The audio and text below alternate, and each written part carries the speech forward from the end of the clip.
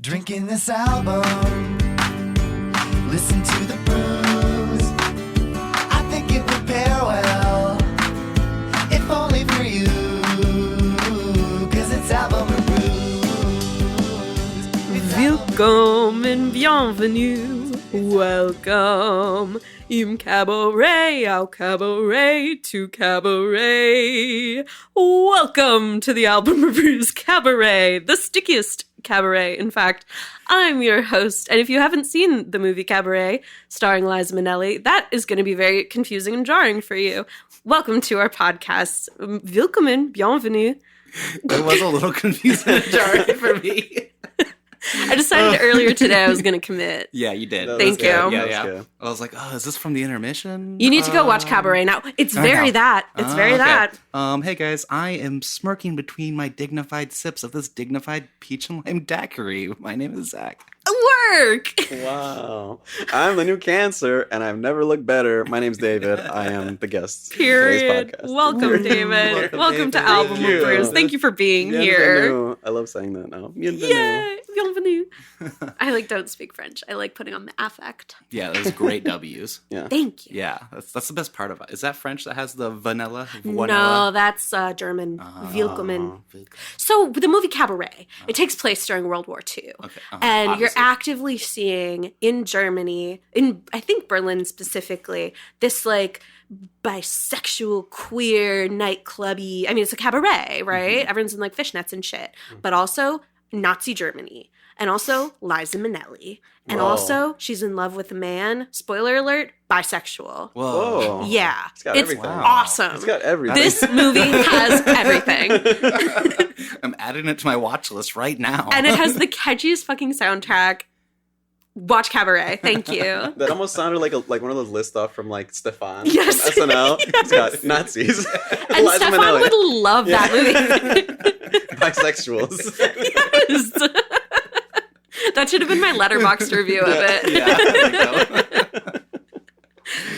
you go.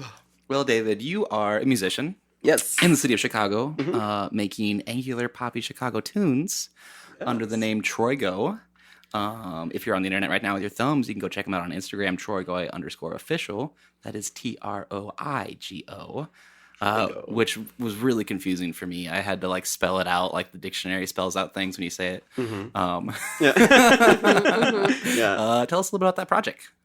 It's been my baby, my child for the last like I've been writing solo stuff since 2013, I want to say, but like I didn't really know what to do with it. And then around quarantine time, like 2019, like before quarantine happened, I just had a bunch of ideas, and it's just like, yeah, let me do something with it. So like you know, I started just writing and producing, and I had somebody help me out, my friend Yuki Tasaka, who produces all my music, and it's just been super fun and been super like eye-opening, and just like it just a good like way to like journal in a way, you know. Yeah. It's been really cool in that sense, but I love it. Troigo is a made-up word, and I was gonna ask. That's my next question. Yeah.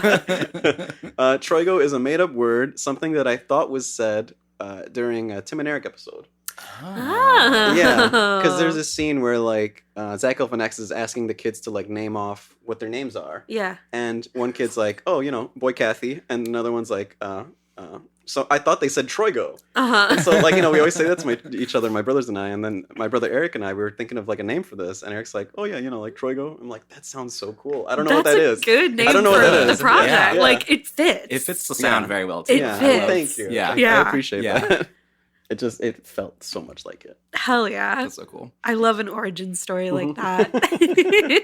The lore. Is that one of the same brothers that is in your other band that you started out of Rock Band? Out of Guitar Hero? Yes. That is the second oldest brother, my brother Eric. And then I have two other brothers as well. My oldest brother, Fernando, and the youngest brother, Luis. Luis plays with me in Troigo as well. Cool. He plays drums in Troigo. And he does help out with like production and recording and stuff like that as well. So like he is just as much a part of the band as I guess I am. Nice. You know? Hell yeah. I've been playing in a band with my other brothers since 2008. We started playing all together. We started learning our instruments all together. we played the shit out of Rock Band, and we were just like experts on every instrument, and we're just like, hey, we got these like broken instruments in the basement. Why don't we try something? Hell with it, you know? yeah. That's amazing. Yeah. What was like your maybe not most important, but like an important track that like solidified your rock bandy into real bandness. Ooh, yeah. It was, oh, what was that song? There was Green Hills and High Tides or something like that. Ooh. You know what I'm talking about? It was like a 7-minute long jam in Rock Band, and we were so good at it. Like, I remember, like, It's a long time to play rock band. yeah, it was, a long time. By Our the eyes were, like, Outlaws? Question mark. burning. Maybe. I think I found it. Is that what? Yeah, Green Grass and High Tide. That's Yeah, what it yeah, was. Yeah, it is a jam and a half, and we were just killing it. And I remember, like my brother Fernando was talking about it. It's like we were just kind of like standing there, like doing it, and we just kind of looked at each other. It's like, why don't we actually do it? Like, this is so fun. Like, why don't we just actually try this? So it was that song. I love that. Changed our lives. Guitar Hero and Rock Band like influenced a generation, I think. Yeah, Yeah. absolutely. Yeah. I feel like I because I didn't play Guitar Hero or Rock Band. I was too busy playing like My Sims on the Wii, Yeah. like in my Can basement. also be inspirational. Of course, of course. Just saving all that fodder for later podcast talk, I guess. That's so funny. Yeah. Well, if you want to hear Troigo play not rock band songs, play real songs, you can go check out their latest EP, the Medicine EP. 3 songs came out this year. It sounds fantastic. And if you want to see Troigo not play rock band guitar, real guitars, you can go see him June 5th at Sleeping Village, open up for Yoko and the Onos, which is going to be... Unless you play green grass. Yeah, exactly. I'm going to be covering that song. That's going to be the whole set, is that like 5 times. So Hell yeah, that'll round it perfect. out. That's like 40 minutes right there. Yeah. That was probably one of my more favorite plugs because I got to invoke rock band in it. Yeah. Yeah. Awesome. I love it. I love it so much. Thank you for the shout out. Yes, of course. Shout out Rock Band. Shout out rock band. Harmonic shout out. Shout out... Shout out to this rock band To this Yeah. that we're going to talk about today. Oh, that was a good segment. That was a good yeah. Thank Yeah, you. David, would you let the folks at home know who we're talking and why? Today we were talking about Panic at the Disco, their first album. What's the first album called? A Fever You Can't Sweat Out? Is that what it's called? Uh-huh. Okay, I I keep always forget mistaking it it for too. I Write Sins Not Tragedies I want for it some to be reason. the name of the Yeah, album. right? Absolutely, That makes so much absolutely. sense. So yeah, their 2005 album, A Fever You Can't Sweat Out, it is their debut album. It has been, that to me, like, I keep going back to it at different points in time in my life, and I'm just like, this is a jam. This slaps. Absolutely. You know? Right out of high school, Yeah. just kids. They're Yeah. little babies. They were, yeah, Yeah. barely yeah. adults. So freshly 18. Yeah. Barely adults. These are like all the songs they had written, they put on the record. Yeah. And the kind of Amazing. slam. I'm like, Yeah. this is so... We'll get into it. Yeah, We'll yeah, get into it. Yeah. So why did you pick it of all the records that exist? All That the- was okay. the first thing that just popped in my head, honestly, because Oh. like Hell I'm yeah. just like, that is like, I feel like so many people, it's not that it's underrated, but a lot of people like kind of like poo poo on this album Of course. because it's like, oh, it's just pop punk, it's just like it's so Mhm. cheesy, whatever. But it's like they nailed the pop punk aesthetic and then added some what is it? I was gonna say baroque, not baroque music, but Baroque like pop. Yeah. Yeah, some Baroque it's like pop baroque influence. pop, yeah, right. It's like Absolutely. they added that in there, and it's just so cool and like just so catchy. And like I'm going to talk about it all throughout this podcast, but Absolutely. Ryan Ross is a genius in my opinion. I think he is just a fantastic musician. He's Yeah. a fantastic writer, fantastic lyricist, and he was originally supposed to be like the lead singer. And then they heard Brendan Urie. He's like, this guy's got a great voice. Like, Yeah. Wow, I'm just gonna write the lyrics for him, you know, and like that kind of So like, my hat's off to him. Absolutely. He's- And we'll be giving him his flowers, I For think, sure. all episode All long. episode Yeah. long, Yeah. Uh-huh. Definitely. And this isn't, I'm not going to like give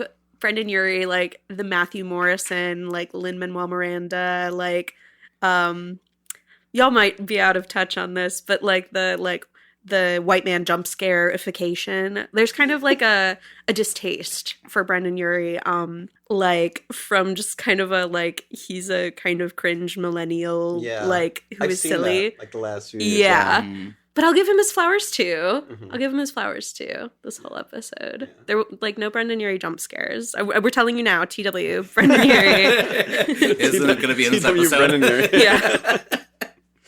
Uh, But also, he sounds incredible on this record. Yeah. Like, so Yeah, he sounds sorry. really good.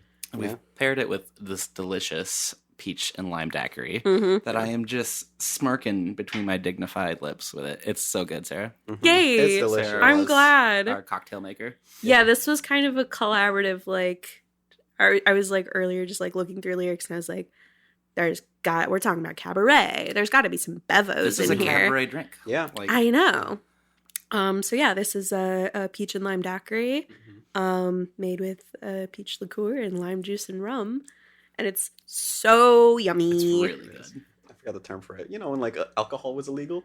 Oh, prohibition. Yeah, there you go. I feel like I'm during that time. You know, we're like in a speakeasy, a Yeah, podcast exactly. speakeasy. Exactly. Hey. What I'm doing is like That's is our like next live show. it's like a big no. I should not be. Where'd you drinking get this. that hooch? We'll do a podcast speakeasy. It'll be part cabaret. That's so fun. That's so good. Yeah, Write and that everybody's down. like wasted by the end of it. Everyone needs to be in fishnets. Yeah. Everyone needs a big boa. Album or fishnets. We'll work on it. That's good. Well, cool. Well, before we get too far into the record, because we could just hop in right now. I know we're so excited. I do have a small game prepared. Absolutely. This was inspired by the very last track, where he gives a little bit of my favorite things. Yeah. Raindrops and Roses. Raindrops. Oh, yeah, Whiskers he, on yeah, Kittens. He kind of interpolates a song that already exists and covers it. And I thought, wow, who are my favorite people that cover songs? And it's the Muppets, obviously. Of course. Yeah. Of course. So I've invented a game, and this shout out to Sarah and Lindsay. We'll dedicate this one to Lindsay, who's been on the pod, and her husband Xander, who's been on the pod and did a great Slay. Kermit voice. My younger sister. This is a game called "Is This a Man or a Muppet?" Oh my god. Fantastic song, by the way. That song makes me cry. I sang, Oh my God. I sang that song both for my birthday and at my sister's bachelorette party in the Amazing. Wisconsin Dells. Amazing. So the game will work. You guys will be against each other. Okay. I'm going to give you 1 second of the song, Oh. and you have to tell me if it's a Muppet of a man or a very manly Muppet. Oh my god, Zach, you're a genius. Okay. Oh my god. And so you both will guess. You both will be eligible for points. Perfect. Of that. So you, and then the bonus point is I will continue to play the song, and if you can tell me the name of the song, Gotcha. Awesome. Okay. and that'll only be 1 point awarded. Wait. Great. Okay. Hold on, I have a question. Wait. So the song's like sung by either a Muppet or sung by a man? Is that what Yes, you mean? uh-huh. Okay. Like Gotcha. the original artist. Oh, gotcha. Yeah. Gotcha. Yeah. Oh. This is a Muppet cover or an original. But you Gotcha. have to say a very manly Muppet if you think it's a Muppet. Or Okay. you have to say a Muppet of a man if you think it's a man. man. Sorry. Like you've seen like those memes online where it's like someone tells you like board game rules and it's like short circuit. I'm like short circuiting right now. This one can have a theme song. I can Okay. play a little bit of Muppet or a Man. I think you need to do a cover of it for copyright reasons. Oh, you think so? I don't know all the And words also- good enough. Oh, you gotta I learn. know, it's a great tune. Yeah. So here's a little just of a Man theme or song Muppet. for just to get in the vibe of Man or Muppet. Okay. I reflect on my reflection and I ask myself the question, what's the right direction to go? I don't know. Am I a man or am I a Muppet? Am I a Muppet? If I'm a Muppet, then I'm a very manly Muppet. Very manly Muppet. Am I a Muppet? All right, folks. Love it. Jason Segel better fucking work. Like, he Love slayed it that. so He much. sounds Ooh, amazing. I'm gonna watch that movie tonight. I have to. You It's so have good. to. Oh, love that movie so much. If you like Jason Segel with puppets, I just learned that the end of Forgetting Sarah Marshall also has Jason Segel with puppets. Yeah, that's the reason as to why they gave him the Muppet movie. job. I Is was that a true wondering story? that. Yeah. Wow, I didn't love know if that it was movie. like confirmed, but that makes so much Yeah, sense. and yeah, because he just killed it with that. He killed it. So good. It was so like literally a Yeah. Muppet musical. Yeah. But vampires. Anyway. But vampires. I love that movie. I just watched it for the first time. So funny. So good. All right, here's our first track. Is this a Muppet of a man or a very manly Muppet? Which one's which again? You can just say man or Muppet if it's too. Okay. The daiquiris. I don't know. You guys are just gonna get 1 second of sound. Okay. Stunning. Should we like buzz in or? No, you both get to guess for this one. Oh, okay. Yeah. I think this is a very manly Muppet, which is to say a Muppet. Okay. I think it's a man. It is a very manly Muppet. Sounded like some. Whoever can guess the song gets the bonus point. Oh well, whatever. Never mind. Oh, Nirvana. It's Yeah, the name of the song for the point. Smells Like Teen Spirit. Yes. Yes. Yeah. Very good. 1-1. This is like when Okay. we did the Weird Al 90s game. Yeah, it's like I'm it's so that. It's a delighted good game. by Okay. it. I'm so delighted by it that all I can think about is how delighted I am. That's such a good compliment. Thank you. All right. Track number next. Gorgeous.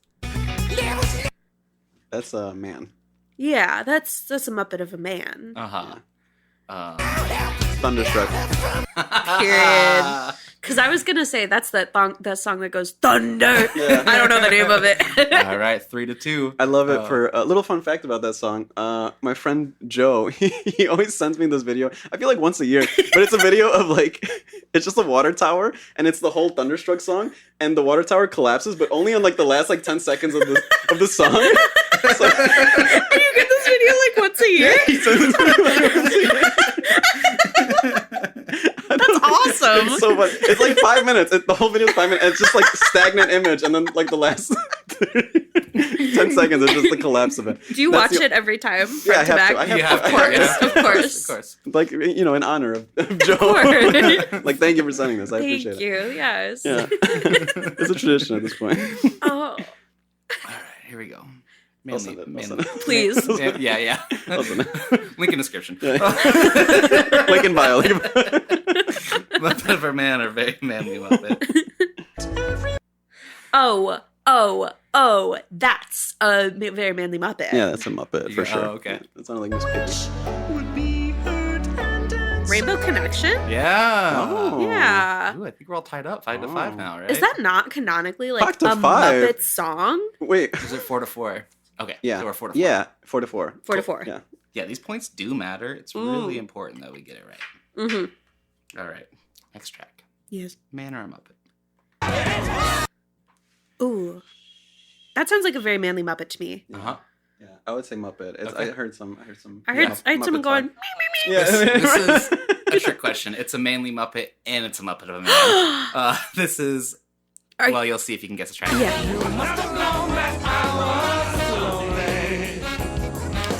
Oh. No, I don't know it. It's kind of a deep cut, but it's Jack White and the Muppets. What? Hell I don't yeah. know what record or why it happened, That's but I like it a awesome. lot. The guitar is great. Jack White got to meet the Muppets? What? Yeah, I know, God. right?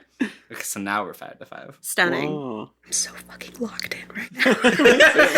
When my hands go like this. My hands go like this. Okay. We both have Yeah. like the investment banker Yeah. hands. This is who's like. All Must right, be a Sharks. millionaire hands. Yeah. All right, sharks. All right, here we go. That's a Muppet. Is that like Miss Piggy doing like Madonna? It did sound like Is that your final answer? Yes. This is a man. What? This is a Muppet of a man.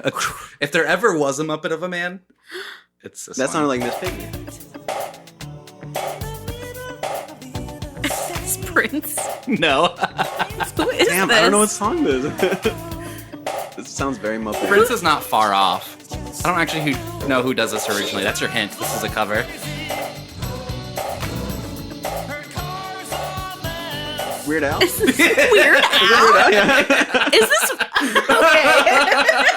We just went through some layers. I didn't know Weird Al could hit a falsetto like that. Yeah, just like Miss Piggy. And I'm constantly surprised and amazed and astounded by him. Yeah, that's crazy. That is probably the closest that like a man could be a Muppet. Absolutely. Yeah. Because I was about to insane. guess like Pee Wee Herman. Like, All right, David pulls away with one. I think we're at 6-5 or 7-6. I don't know. I'm putting on my seatbelt. I gotta really rev up. Is this a very manly Muppet or a Muppet of a man? Is it against the rules to request the same clip be played one more time? Can I call a friend? Can Can I call my mom? Can I call my mom? I'm scared. Yeah, here's approximately the same clip. Okay. Oh, no, it wasn't. You got a second clip. I think that's a Muppet of a man. I'm gonna stick with Muppet. And that was a different clip, but that different clip gave me clarity. Perhaps. This is a very manly Muppet. Damn it! It's a Muppet. It's a Muppet. Can you guess the song? Fuck, I knew the song. It's Bohemian Rhapsody. Yeah. And I really thought it was... It was just a really good Muppet cover. It's really good. I like this really cover good. a lot. Oh my god. I didn't know they had so many covers. Yeah. It's a whole record. I'm just going to let this one ride out for a little bit.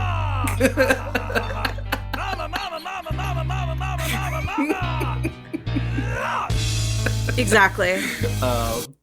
Congratulations, David. Thank you. You are everyone. a very manly Muppet. Yeah, by 1 Well point. deserved. Yeah. Well deserved. Thank you. That was a good. Oh my that was a good God. match. That Yeah. was a good match for you both. I would have was. been so giddy. Have you seen the video of the Muppets performing with Lady Gaga? They're doing her song Venus off of the Oh. album Art Pop for, No, but that's great. I think it was like a Thanksgiving Day special of some sort. That sounds Look it like up if you haven't seen it. It's simply so stunning. She's in like a seashell bra and Kermit is like voguing. It's awesome. Oh. It's awesome. That sounds great. We'll Anyway. put that one in the next game. I Perfect. didn't know about it till just now. Otherwise, I would have. And now it's going to change your life. And now, yeah, when we bring this game back, because it's coming back. I Yeah. mean, Yeah. Yeah. let's take a quick drink break. Stunning. So my favorite fact I learned today. I learned a lot of facts this week and today, researching this record and this band that I like so much. My favorite one is that when they first started, the original members out of high school, they were a Blink-182 cover band. Yeah, that's right. That makes me so happy. Yeah. That's so funny. Yep. Like just imagining Brandon Urie like singing "Damn It" makes me really happy. Like in Vegas, in the suburbs of Vegas. Yeah. Which makes so much sense, I think. That was like the craziest fact to me. I was just like, oh, Vegas. Whoa. I don't know why. I know. I'm like, cool, I guess. It kind of makes sense to me, I guess. Right. It's one of those things where it's like, if you don't know it, but then you find it out, you're like, no, that does make... It's very like when you find out Fall Out Boy's from like the Chicago area, you're like, of course. Yeah. Yeah. It's right. It's such a showman's record. It's such a showman's debut. Yeah. The bright lights in the big city. The bright Yeah. lights. Yeah. The Definitely. flair of it all. Sarah, what was your, and I'm loving asking this question, familiarity with this diva. record and this band? Okay. How do I start my story?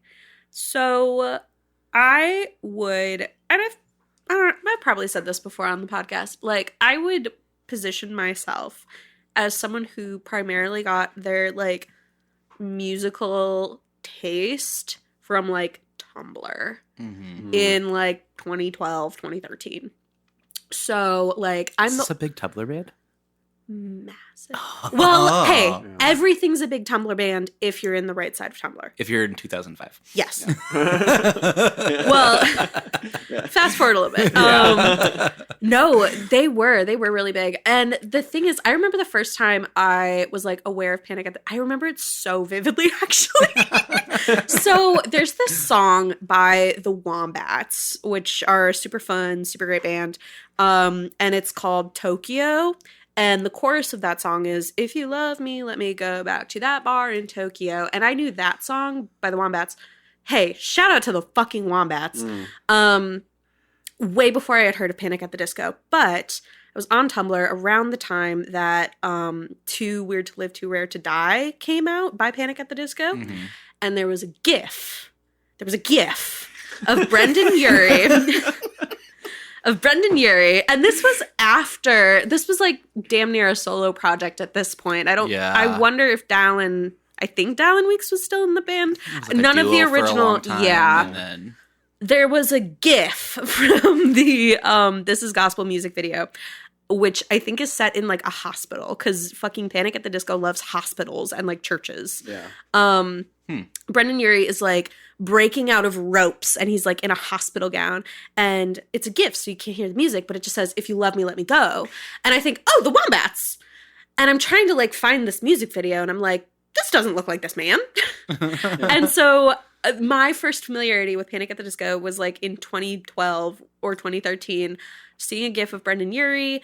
Also at the time being like a really big fan of Fall Out Boy, and on that side of Tumblr being a big fan of 21 Pilots, seeing that side of Tumblr, Paramore, you know, all of that, what have you, and really just being familiar with them kind of through the lens of their like peers and contemporaries, and also occasionally getting some like really fucked up shit about them on my like Tumblr feed. Like, and I don't know like how deep in the lore y'all are, so I don't want to like bring up anything like disgusting, but there's like a really shipping, like there's a really infamous fan fiction about Panic at the Disco. Are you familiar with this? No, but I'm not surprised. Like, I know there's always like a lot of like fan fiction. And, there's one that's like it takes place in a bathtub, and it usually does. And it's I'm like, I don't even want to say it. So Pete Wentz read that fan fiction. I think they're aware of it. Whenever he was like finding out the band, because that's the story, right? Something no, like that, the like, fan fiction was definitely written so much later. I don't know, but like Pete Wentz did like kind of like find. Oh, it was like through like what did I write down here? I don't know what I wrote down here. Oh, Pure Volume. Yeah, Pure yeah. Volume. Yeah. So it must have been something like that. Yeah. Pete Wentz was like the momager, basically. He was the Kris Jenner. Yeah, he like helped him get like signed to Fueled by Ramen and stuff. And like really backed him up, which I think is like super cool. Yeah. Especially because like absolutely. Fall Out Boy wasn't that they were still like in their infancy at that point, right? Yeah, They were like 2005 just still, popping yeah. off. Yeah. That is like the Yeah. coolest thing to do. That's like you know, Yeah. that's what is that called? A rising tide. Absolutely. Yeah, All yeah. ships, like that kind of Yeah. that kind of thing. Yeah, That's yeah. really cool. It's just like, wow, but like this is amazing, and I'm gonna like bring this up with me. Yeah. so cool. I will say I was also especially aware of Brendan Urie specifically through being a fan of Fall Out Boy, and they released this video it was on Christmas in I think 2014. I rewatched it today, and it's them doing drunk history, but it's the drunk history of Fall Out Boy as told by Brendan Urie. I have to watch this. He's link fucking in description. Yeah. hammered. And he just gives the drunk history of Fall Out Boy. And the members of Fall Out Boy like acted out drunk history style, and they like wear wigs and shit. That's so good. And That's so really cool. yeah, that's like a prominent memory of mine. But also I fuck with the Panic music too. Like I had Too Weird to Live, Too Rare to Die on vinyl, and either my fucking bitch of a sister stole it, aka I gave it to her and she won't give me any back. Or I might have sold it. Oh no. But that's okay, because I don't think it's their best record now. That's fine. Yeah. This is obviously their best record. Yeah. Or dare I say, Pretty Odd? Odd is also really good. I would say Oh. it's like neck and neck. It's neck and honestly. neck. It's neck and neck. I like Vices and Virtues too. Mm. But yeah. Damn. Anyway, Zach, I've spieled long enough. If you know the fucking fan fiction, like Comment below your favorite fan fiction. We'll do like a fake out, like where the episode's over, but then it'll just like go into us reading it, I'll tell you like about it after off the air. theme song. Okay, I'll tell you about it off air. This is one of the records or CDs rather. One of my siblings had, Of course. and I think I've told this story before, like of how he would just play the same CDs every morning before school. Mhm. Right. So for a little bit, I kind of hated this record. Through it the meant- little brother lens. Yeah, through the Little Brother lens, because it meant I was going to school. Yeah. It's 2005. I'm in Right. 5th grade. Yeah. Yeah. Of course. So listening, like, it was kind of cool to do the deep dig for the episode of these songs that I know all the words to. Yeah. Yeah. But, like, don't really know what they're It's about. subconscious. Yeah. Because I've heard it a million times. So funny. But yeah, I like it now. Yeah. I didn't in 2005. That's how it was for my brothers and I. Honestly, yeah, my brother, like, because I would always get like new music from like my brothers and stuff, and like we grew up on like listening to this band Café Tacuba, which is like really cool, like Mexican band. They're essentially like the Mexican Beatles. Sick. Oh wow. Super cool. Highly suggest them. They're really weird and really out there. But yeah, like I would always get my music through them, and then for some reason I felt like when they showed me the first song I heard from them was like "Lying Is the Most Fun a Girl Can Have," and like I'm just like, oh, this is so cool, and like that for me was like the first time I felt like that was like my music, you know? Oh wow. Yeah, because like I had like a little like it wasn't even an iPod. It was like one of those like MP3 players or whatever. You would just like put it, and it has the titles are super long and just like up there. So like I would listen to it every day. I would listen to the demos of these songs every day, like when I was like walking to to middle school. Yeah, like the middle school was Aw. so like just like my dumbass little like Of middle school stuff, course. just like dancing. You're in to like it, a little backpack or whatever. exactly. Yeah. I loved it. I loved it so much. Ah. This album felt like mine. I don't know. Hell how to yeah. describe it. Yeah. How would you say, or would you say, like, aging with the record, like getting older and listening to it again, like, has that changed your relationship with it at all? Do you feel like or also making music, like? Yeah, no, definitely.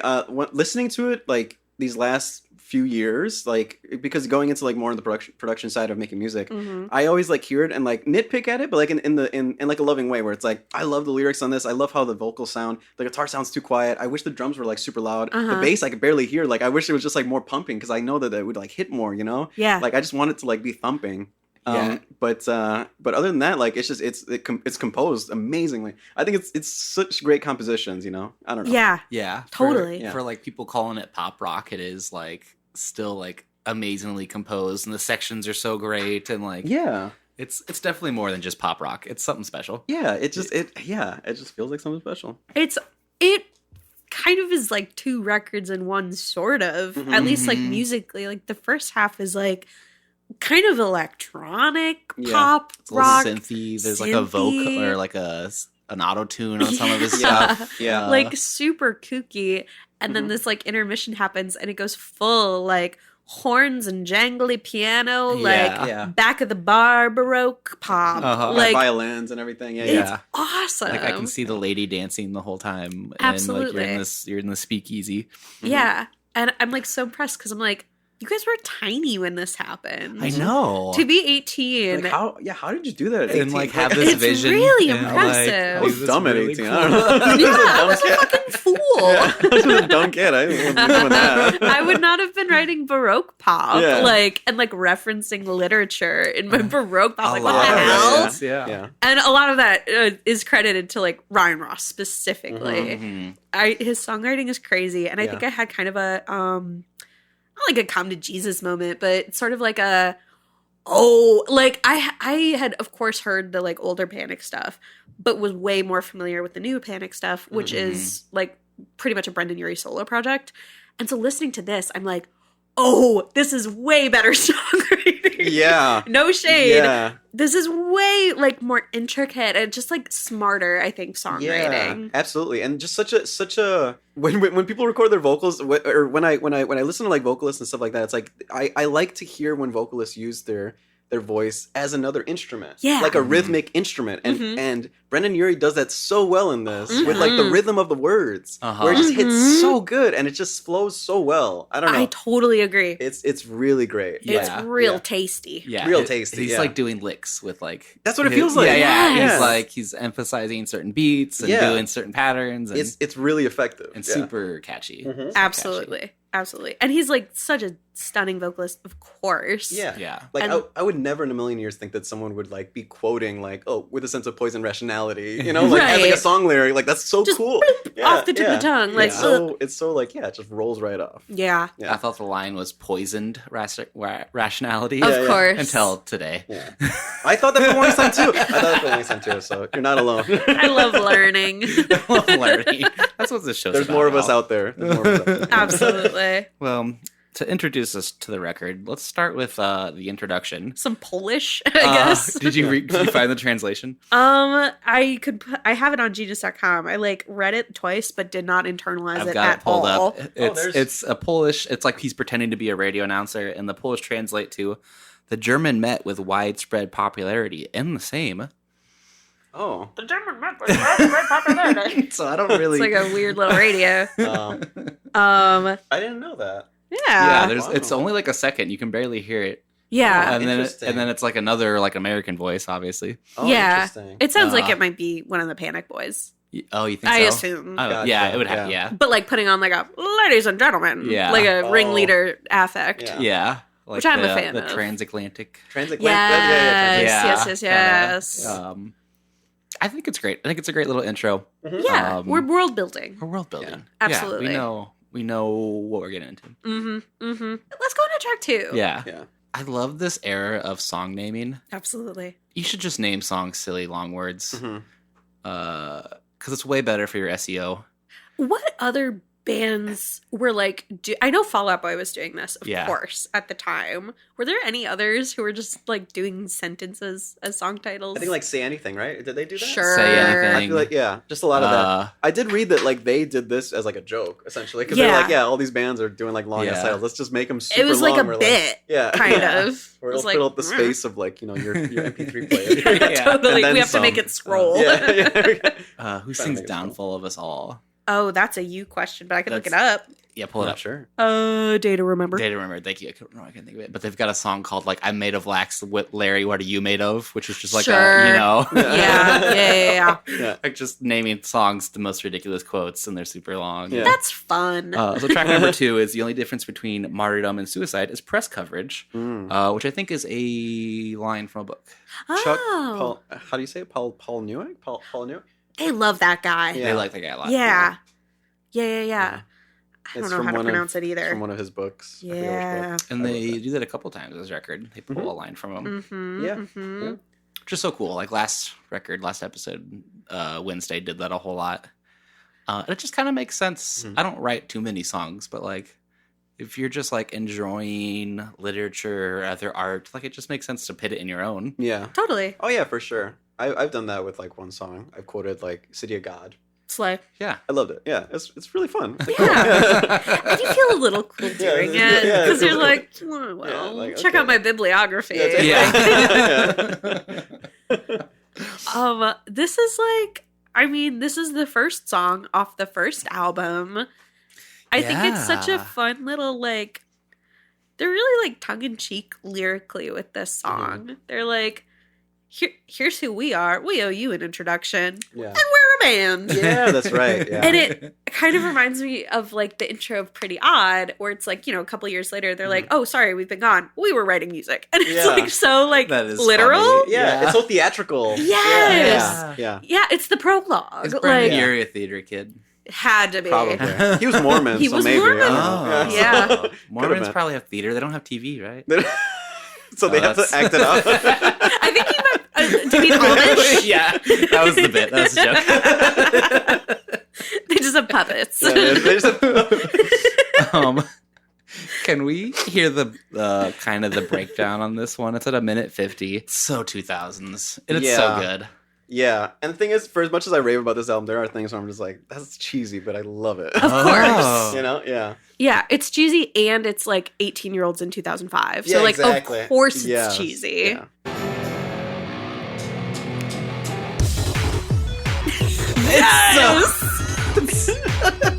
It feels like a really intense like math game on a school computer. Yeah. I can see like the angles and the Yeah. like a little spaceship. Yeah. Wait, I want to hear the whisper.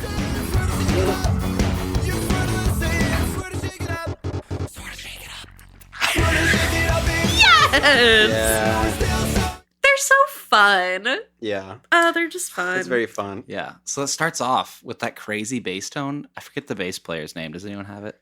The one that they had legal troubles with. The one that left after this record. Yeah. I don't have his name. I don't have his name, but I just wrote legal troubles with first base. But I did notice because that flop. No, no, because we no. did have enough time to like I listened to like a lot of discography Uh-huh. because we had course. so much time, and I was like, oh, that bass tone's gone after this record. Yeah. Yeah. But it was legal troubles. I didn't read that. Yeah, like because I guess the like they were like they kicked him out of the band Yeah. because they're like, oh, he didn't contribute enough. We had to write the bass parts for him because he didn't know how to play bass and stuff like that. There's just a lot of like shade. Wow. Okay. Yeah. Good tone. Yeah, yeah, and just because of that, he's just like, that's not true. I don't know. that was the legal troubles. Wow. There's lying. There was beef in the There's bass. Yeah. There's Beef in the bass. Beef in the bass. Yeah. Which is normally a good thing, but not in this Right, instance. It's a different kind of beef. right. A different type of Kind of beef. Yeah. Yeah. I swear to shake it up. Oh my god. Yeah, a great first song. Yeah, we come in barreling. We're getting bangers on bangers on bangers. Yeah. Like it's just very dancey. Yeah. It's very like when I was listening to this like for the first full listen, like prepping for this, I was caffeinated walking to the pet store to buy cat food. And I was like, let's fucking go. Let's go. Wanna Let's break walk it to up? the food. Let's get some salmon for Moose. Yeah. Like power walking Yeah. unintentionally. yeah, these first couple tracks definitely contribute to that. I'm trying to see if I had anything else about the first song. I also, well, I kind of said this before, like they're very kind of tongue-in-cheek, very self-referential. We're still so young but desperate for attention. Oh, And it's like, of course you're 18-year-olds from Vegas, like, but also being like, and I know it.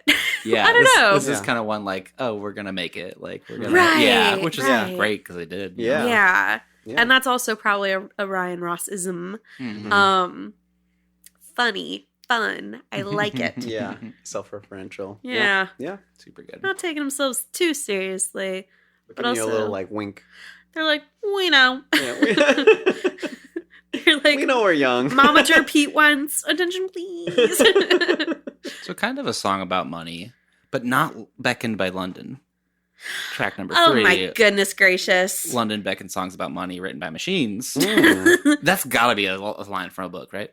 I think so. I couldn't find anything on it. Panic at the Disco predicted like the AI-ification of TikTok. Oh yeah! Oh, wow. Whoa. Whoa. Man. Is this almost 20 years old? Fuck yeah. album? Yeah. Next year. Oh, I've got to lay down. Ah, jeez. We gotta take 5, guys. I'm really sad. Take 5. Take 5. I'm really sad. Oh my god! I listened to this when I was 13. Dang, That's dude. wild sauce.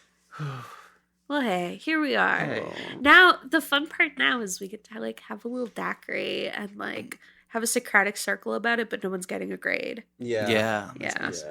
Yeah. But I was getting a grade. I remember like being a kid and listening to this one. There's the line about the wet dreams and the web zines. And I Yeah. found out what a wet dream was, and I was like, oh my god, that's all, like, you can't say that in a song. I was in 5th grade. You can't say that. They're singing about sex. Oh my god! When you would hear songs that had like when you were a kid and you knew there was like a swear word or something Yeah, in yeah. a song, would you like? I'm asking this question because if I knew there was a swear word in a song when I was like young, like I don't know, 8 or 10 years old, I would know when the swear word was happening, and I would cover my ears during the swear word. It's so wholesome. Sarah. What did you do if you had headphones on? Would you? Well, then no one else knew. But I think it was more about the performance of like, I don't want my mom to see that I'm hearing this word. Oh, that you don't approve of it. Exactly. That's a big no. And- I remember, like, for a while, it was taught in my household that the word hate was a bad word. They were like, Oh. we don't hate things. Like, you can dislike something, you can be mad at something. We don't use the word hate. And the song, that song that went, come on, get high, to the swing of your hips, was such a mainstay on Wisconsin pop radio. Yeah, totally. But there's a line in that song where it says, I just hate how it sounds. And I would cover my ears during the word hate. Because hate was a bad word. Yeah. David, In the back of my mom's did you have any minivan. non-bad words when you were a kid? No, but I keep telling people this because I've been remembering it recently that like there was one time when my parents took us to Kohl's, the Of store course. Kohl's, and I remember getting really scared and crying because I thought it said kills. It's like I didn't know how to read it No. or Oh something. my I have no idea, gosh. so I thought they were going to bring me to a place to kill me. That would have scared me too. Yeah, I'm scared I of don't- Kohl's too, dude. yeah, I don't know what you mean. Oh yeah. my god, the Kohl's The dressing lights rooms. are so bright. Yeah, it was It's- just like There's too I much think- Carrie Underwood. I think it was like the Way too font. much It was like the Carrie. font choice. It was like Yeah. It was like Helvetica bold. It I don't even know. Very It was just bold. very bold, Yeah. very big, and I thought it said kills. I'm like, oh my god, I'm gonna die. Kills cash. Yeah. You're getting paid for this? Yeah. You're making money? Off of murder? You're profiting? There's profit involved? That's the U.S. government, baby. Are you claiming this murder on your taxes? So I don't know if that answers your question, but I was just thinking about No, it. that's Better. perfect. That's exactly the kind of like I'm scared as a child. I was such a scaredy cat child, and like it Me makes too. sense now because like I have like confirmed like anxiety disorders and shit. Mm. But I think about like being a kid, and just being so stressed out about shit. Yeah. Oh no. Like people being like, "Whoa, Yeah. hey." I felt that way about like tornadoes. I had a hard time with like tornadoes for a while. Yeah. Where I got to the point where like I would look at the Weather Channel a lot. And like I would know like cloud formation, so I know if a tornado's coming or not. And my brothers would always make fun of me because they're like, David, like it seems like you're gonna grow up to be like a meteorologist, but you're just gonna be like the most scared meteorologist ever. Just be like, everybody go inside. Get in your basement, please. Guys, this is not a drill. That's kind of a funny bit. Like a character who's just like 3% chance of precipitation. Everyone stay inside. Stay inside. You don't know if it's gonna be a tornado or not. If you don't know your clouds, stay inside. I was really scared of like Halloween decorations as a child. Oh, no. Same with my brother. Yeah. Which is funny because my first job ended up being like Party City at Halloween time. So I really had to overcome that fear. Yeah, you had to and like take scary shit out of boxes. And I dead ass like almost didn't take the job. I was fully 16. And I was like, I don't know, those rubber masks are kind of scary. Yeah. But I remember being a child and like going into like a Walgreens and seeing like one of those scary, like it's like a Grim Reaper, but it's like a big mesh Grim Reaper and it's like hung over the aisle. Yeah. And I'd be like, I'm not going down that fucking aisle. Yeah. I'll go wait by the Gatorade, girl. Like, that job was exposure spooked. therapy for sure. It absolutely was. Yeah. Well, the scariest meal is breakfast. Yes. But only if you're having nails for it. Because that hurts your tummy. Ouch. Yeah, That hurts. because you can't really eat those. It'll mess up your teeth, and your dentist will be mad at you. But hey, you didn't floss, and you ate nails yesterday. Not just nails, but also for snacks. You had had tacks. Man, they're gonna... Man. You're gonna get an earful. We're gonna... Yep. Speaking of that, that's a hilarious way to introduce a song about alcoholism. Well, yeah, we're getting into some like, okay, this is Ryan Ross like actively writing about and like processing some familial shit, like the song in the next song. I have my beef with this song. Tell me about that. Really, really, really bad beef with this song because the demo version of this song is infinitely better. Really, Infinite, in my opinion, because it has like the acoustic guitar in the back, and the lyrics are sung so much better. This version, the one that's on the album, it sounds like someone found the lyrics on a sheet of paper and is singing it like how they think they, you know what I mean? Like it sounds like, like what? And it's like so silly. I think it sounds so silly compared to like the demo version, where the demo version has so much more emotion and like Brandon Urie was like two in his head when he put this one together, and he was like maybe a little more free for the demo. Probably. Can we compare and contrast? let me see if I can find it. That's because I'm curious if the demo has a more perhaps like solemn or sincere energy. Yeah. It's just like, it just sounds like cooler. I don't know. Whereas this one is just like, it's like, I don't know. It's like he's trying to find like how to fit these words into that.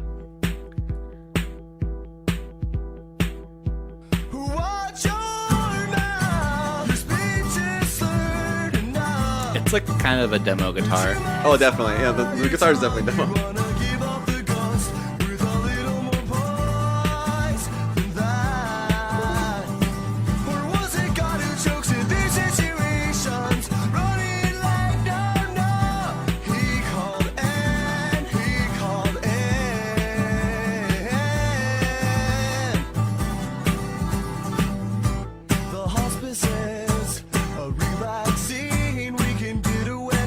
Kind of fucks. It does fucks. Right? That's what I'm saying. It does fucks. It does fucks. It does fucks, in fact. You know what? It does fucks. I wanna listen to the album version to confirm the it fucksageness. Yes. Right? Yeah, no, definitely, yeah, for sure. Let's compare.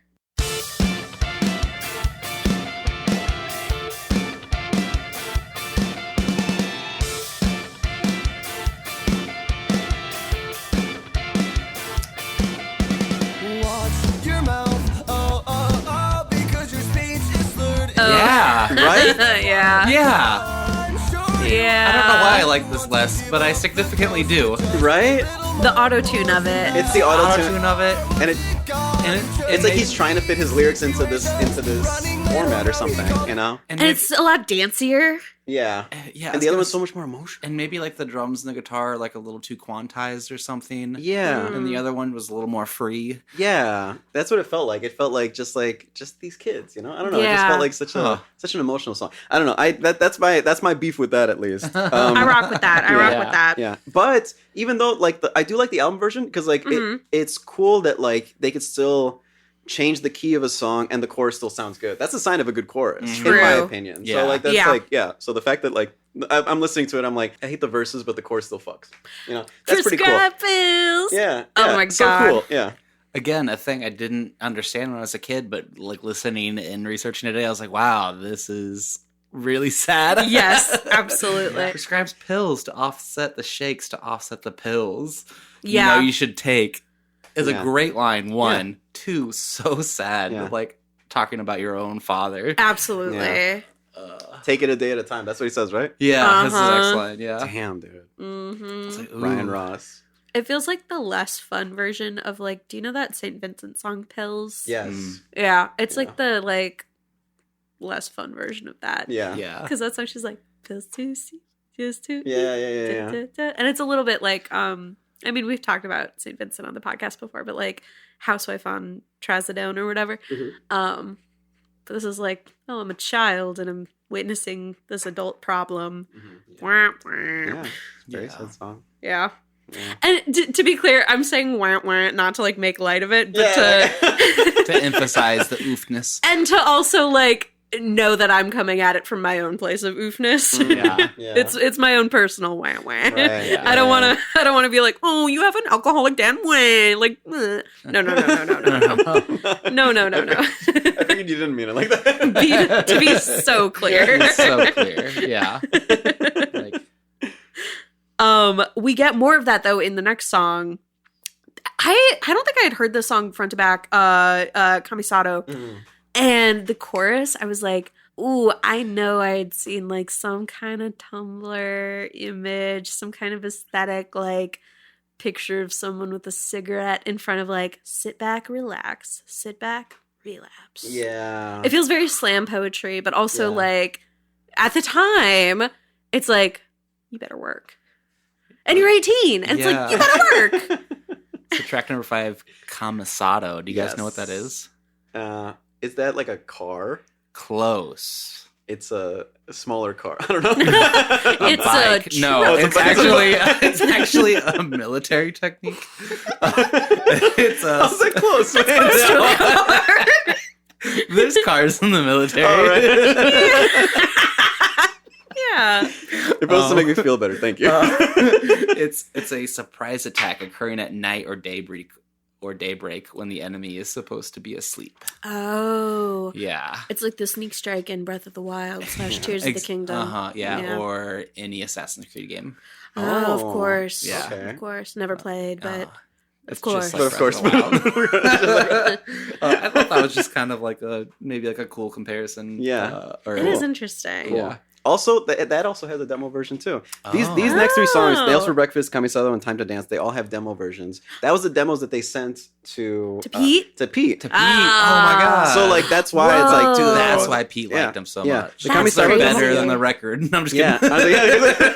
they're not better for some reason. But the demo version of this, I wrote it's good, a little bit better, only because I don't like the bop bop baras of it. You know what I You mean? don't like them? I don't like them for I've some got reason. them timestamped because I liked them so much. I think the reason I don't like them though is because I listened to the demo version so much, and it Of doesn't have. That's why. So I'm biased. I know I'm biased. With Of that. course, of course. I thought they were super theater kiddie. It's very theater, But they kiddie. like leaned into it so much it worked. Yeah, exactly. Like it does it border on like campiness for Yeah. you, Maybe. Mm. I don't know if I fully understand the word campiness. Oh, and that's all right. And that's all right. Right. Yeah. Yeah. No, exactly. Because it's like, yeah, they're having fun with it, and like, I guess that's like the most. Yeah. Yeah. Yeah. Yeah. I get that. It's a theater / Mormon thing. Or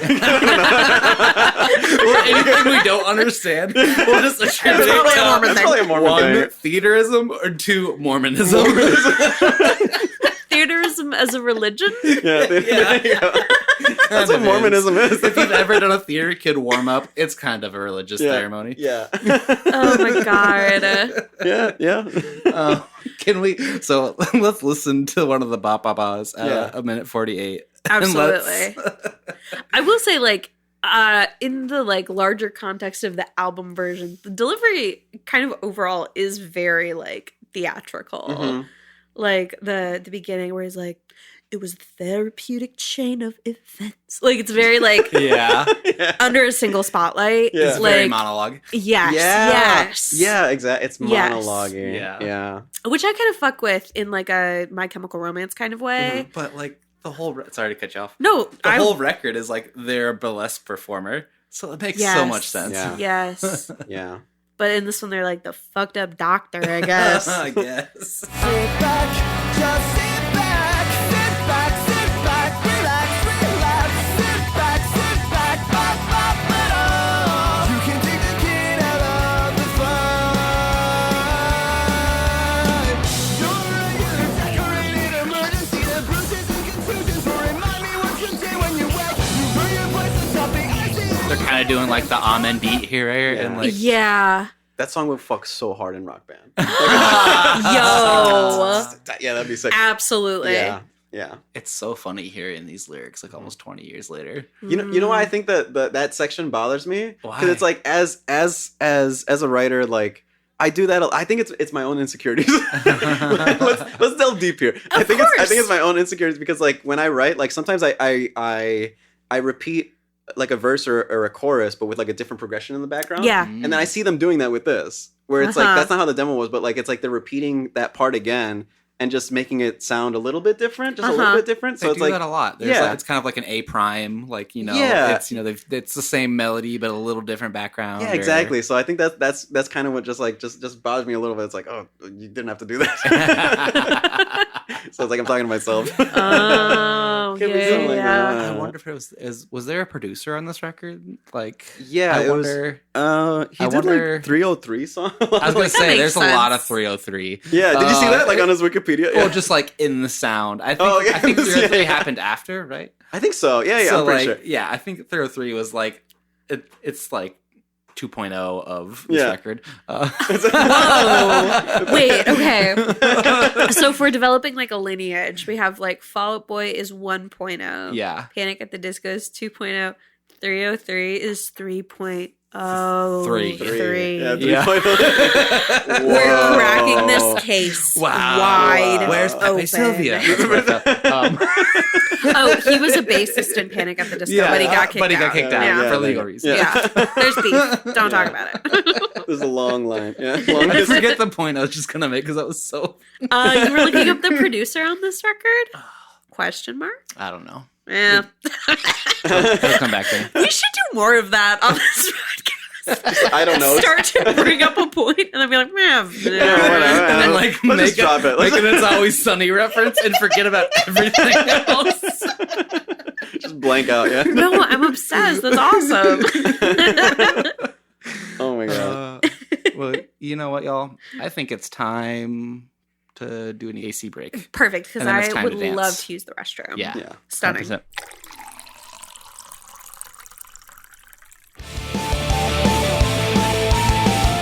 This is like my default brain mode. Keep it going. Just like this synth line is like just as what is in my brain anytime. Like I'm not actively thinking about something. It's just it's a song. I told my girlfriend this. It's a song you can press buttons to. Like imagine yourself just like pressing good buttons. Stimming. Just stimming, right? That's a good stimming. It's so stimming, yeah. It's so. This is a song. This is what's playing in your brain when you've had 2 coffees and you text me and you say, I have coffee brain right now. Here's all my ideas. And we should do this and do this and do this. Boop, boop, boop, boop. And I'm like, work. That got activated today. Yeah. I've been pressing buttons today. Boop, boop, boop. Wow, that goes so hard. So good. Yeah. It really is time to dance. That's they a good, knew exactly. That's a what good they riff. were Absolutely. That's a good riff. That's a good riff. That is the most fun when there's like a riff and you write progression underneath it. You know, it works so well. You know, Yeah. like it's just I don't know. I love it. It's great. Absolutely. The chorus is from another novel, Chuck Polholik's I don't know how to say Invisible that. The Monsters. same person. Yeah. Yeah, this one's kind of like a very like a la Kate Bush. Like, I'm just gonna write a. Oh, sorry, Moose has something to say. Hi, you can come up. We made a bit off air about how she was going to get on mic today, and she definitely did. Sweetie Pie, Come up. you can totally come up. Yeah. Hey. Come on up, girl. It's very a la Kate Bush, where it's like Wuthering Heights or something, where it's like, this is a song and it's just kind of the plot of something else. Mm-hmm. Because this was like basically the plot of what? Invisible Monsters. You said that. Yeah. She's like a model, and she shoots a wedding. So it's like not a shotgun wedding, like they're having a baby. It's like someone had a shotgun at a wedding. Yeah. Which I didn't even know that that's what shotgun wedding meant. Was Really? that like someone was pregnant and that's why the wedding was happening? I just thought it was like a rash We decision. just had Shotgun Funeral on, and I think that's like the bit of their band name. I just Shotgun thought it Funeral? was. Yeah. Yeah. Awesome band name. Yeah. Awesome band name. Awesome band. We love them. Band. Awesome. Shout out, Sid. Shout out.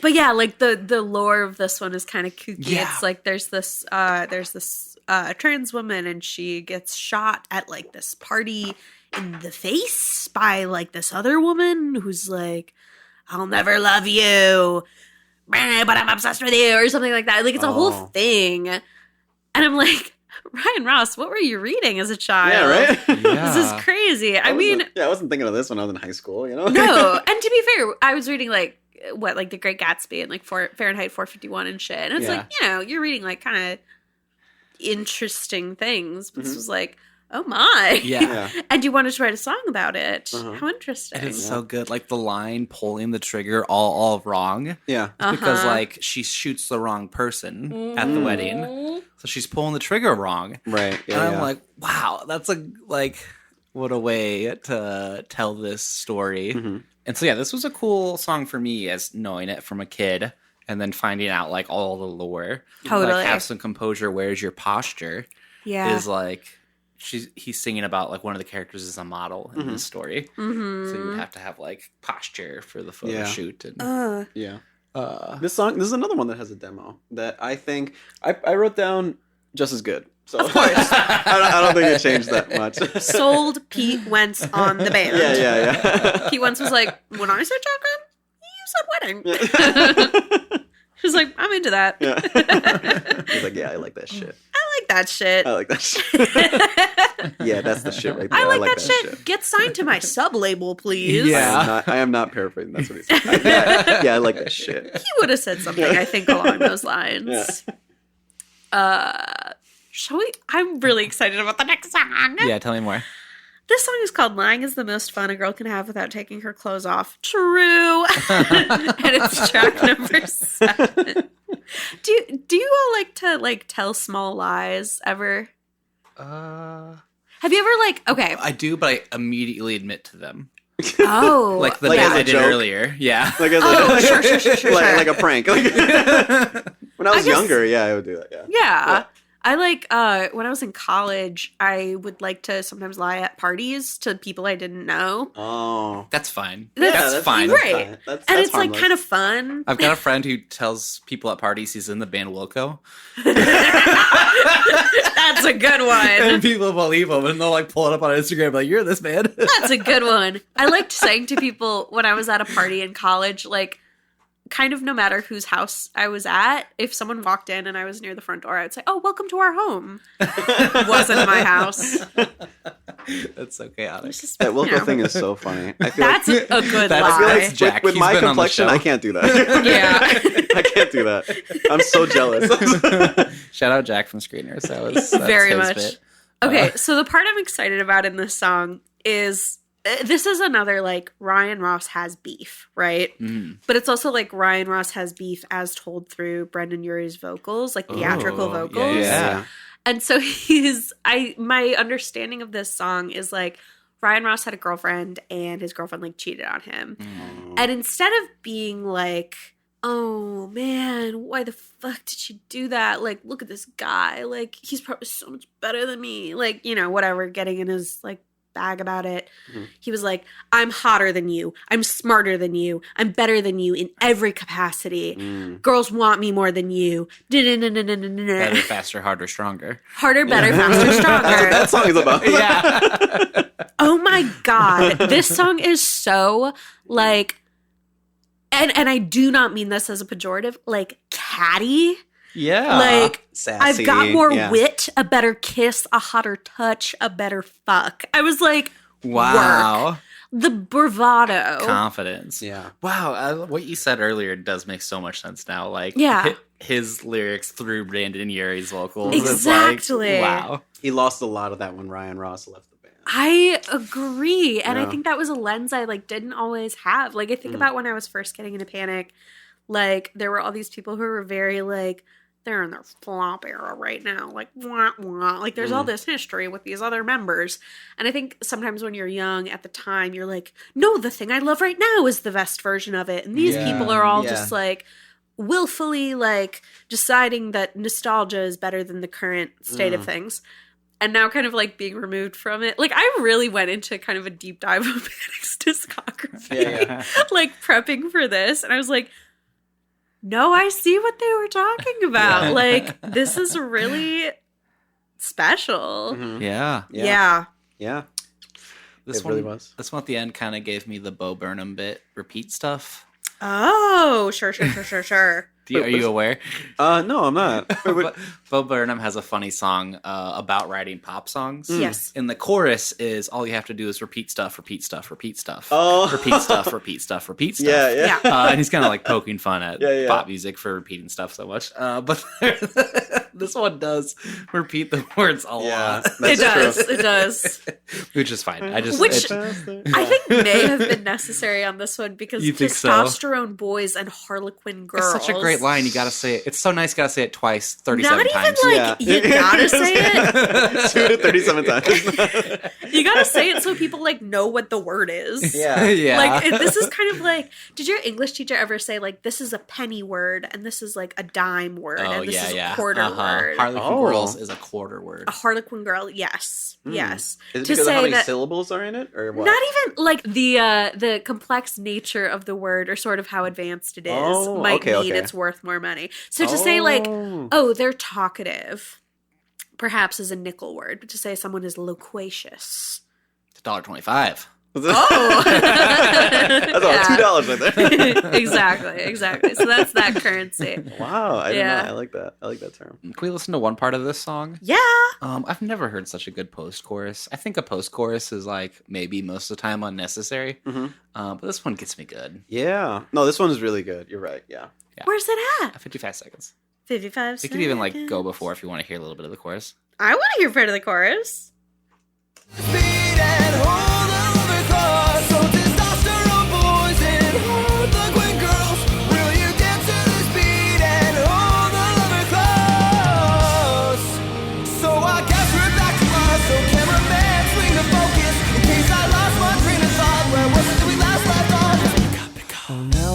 And then right back into the verse.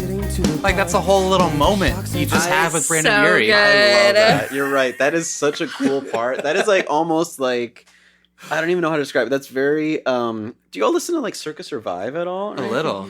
Yeah, it's like kind of like Circus Survive-ish. You know what I mean? Like we're we're like a talkie. yeah, like where it's like it's very melodic, but like the guitars are chaotic at the same time. Where like the guitars are kind of going all over the place, or it's just sound, or and like the drums are really loud. It's really cool. Yeah. I love Yeah. Circus Survive. I highly suggest Circus Survive. Hell yeah. That is like a really cool pop punk thing to do. Like that, I wouldn't even consider that pop punk. That's just a cool part to have in the song, and it makes so much sense. Yeah. I love Absolutely. it. I'm obsessed with it, and it's like one of those things where like when I listen to it, it's like I wish I could make something like that. You know? And you can. Yeah. Well, thank you. There are so many songs on this album where I listen to it and I want to see a drag king perform Oh. a lip sync to the song. Mm. This is absolutely one of them. Yes. Just wanted to put that on the record. This song was my first introduction to the band. Hell yeah. And yeah, Wow. my brother showed me this song, and I'm just like, this is so cool. And I Yeah. was obsessed with it. And then started listening to those demos and stuff. But Sonic. yeah, I love it. I love it so much. It's just so different. You know, Yeah, it really like it just like shook me to my core. absolutely. Well, Ladies and gentlemen, due to circumstances beyond our control, we are unable to continue our broadcast. Excuse me. Podcastness. You sound like a man saying this into a microphone. I thought I was supposed to be listening to the radio right now. Could you please say this like an old-timey radio guy? Oh, yeah, sorry. Thank you. Ladies and gentlemen, due to circumstances beyond our control, we are unable to continue our broadcast of podcast. We shall continue now with the piano interlude. That's pretty good. Piano. Piano interlude. It's trumpets. I was like, quick, think of an old-timey instrument. Yeah. More records should have interludes because, like, I got up and got a snack when this happened. Oh, I love and, that. You know, like I stretched out. Yeah. It was the perfect time to like use the restroom. Like more records should have a little interlude. The little like you know, at like an old timey movie theater where the little popcorn bucket and like the soda and whatever comes on the screen, they're like, time to get a snack.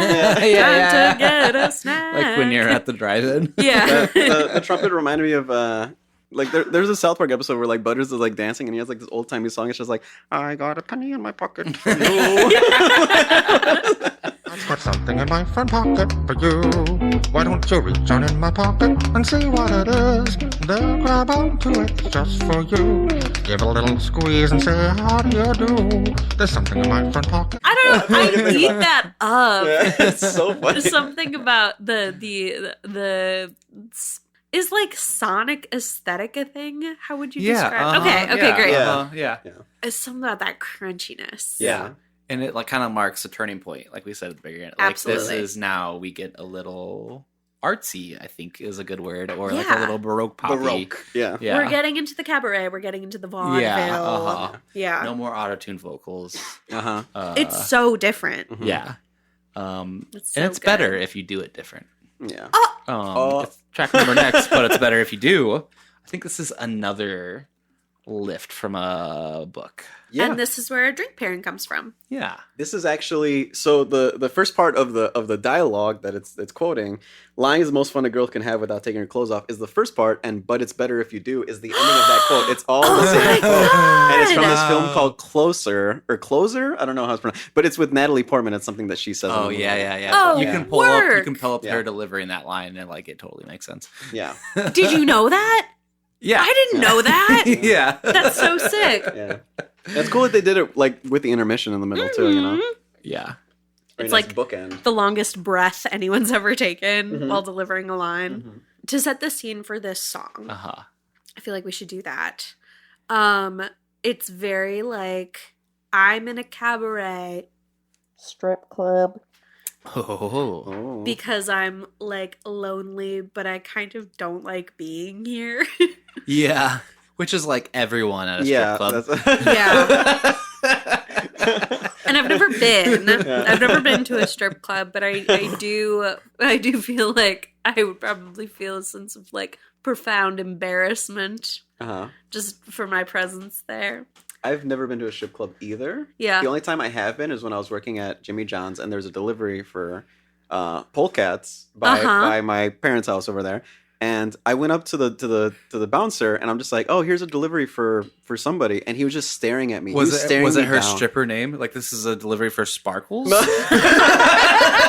I wish it was that specific. Was that in like her Jimmy Rewards account? It was an app order. I wish it was that specific, but it's just like I have an order here, and the bouncer was staring me down for, I swear to God, for like a good like 5 minutes, like just super silent, just like staring at me. I'm like, I don't know what to. I was so like. I was such a shy kid at that point, but also I didn't know what to do. I'm just like, I don't know what to do. I'm just going to leave this here. And I left the sandwich there. Oh my Just left. God. I hope Sparkles got our sandwich. Yeah, too. right? Sparkles or sprinkles, whatever. Whoever.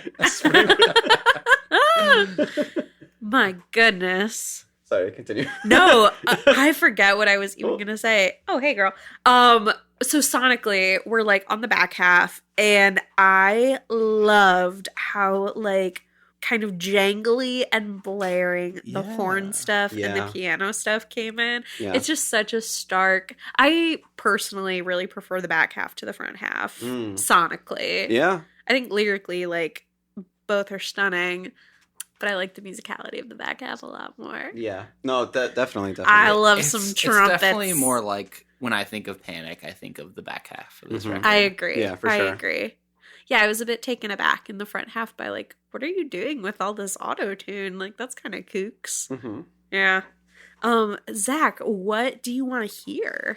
I love the chorus at 45 seconds with the ooze. Uh-huh. I also love how baroque it is at 1:40. Well, I'll start us at at 45 seconds, and we'll just like kick it for a while. I'm exactly where you like me, you know. Praying for love in a lap dance and praying in naivety. Oh, but I'm afraid that I may have faked it and I The claps. So good.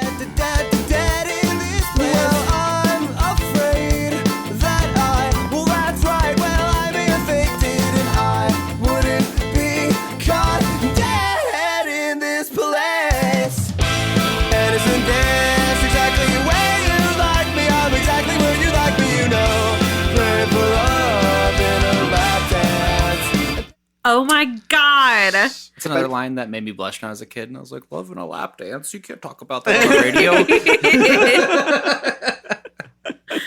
This is definitely like, I would say this is my favorite song on the album. It's For so sure. good. It's a good favorite Every song. single part hits so well, and it's just like with the stops and like even like that little part, even the keyboard, like just like little subtle things. Like you have the keyboard playing, it stutters a little bit. The keyboard goes like it's some weird like stutter that they add there. It's so cool. I love it so much, and every part is so cool. And they have like the drum fill at the end too. That it's like a gallop. I love that part so much. You know, it I feel like it tells such a complete story. If it didn't have a music video, I could still see the story in my head, which is fantastic. And yeah, Absolutely.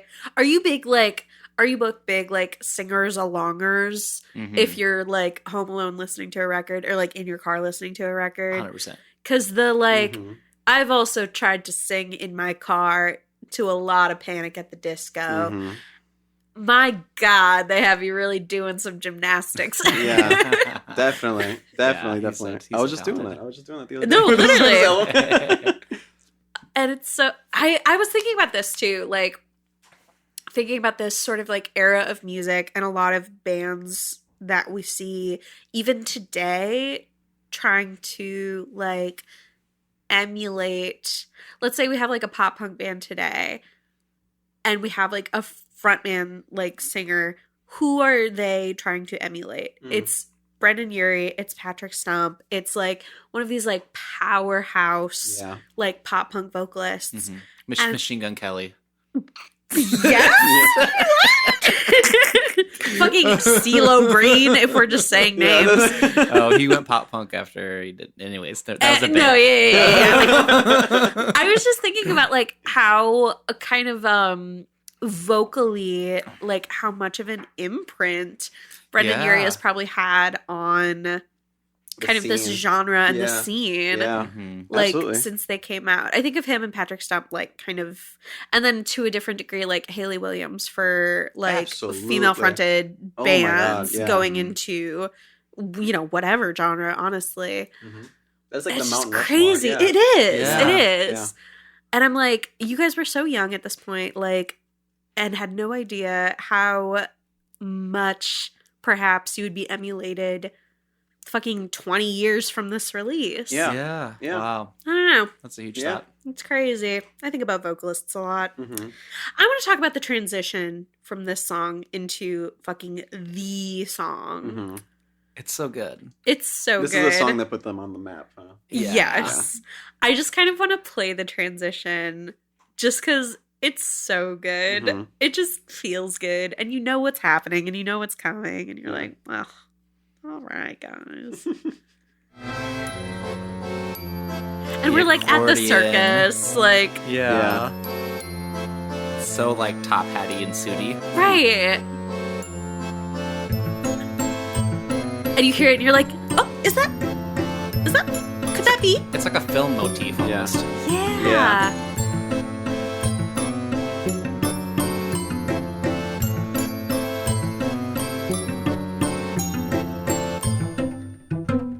Sick. Diva.